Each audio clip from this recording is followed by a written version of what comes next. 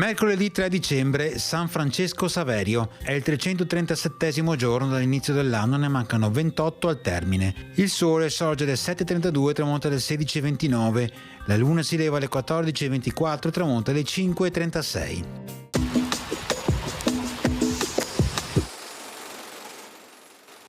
Dopo avergli già scritto una lettera il 4 agosto precedente, re Enrico IV d'Inghilterra conferma al doge le franchigie, ovvero le esenzioni doganali concesse ai veneziani.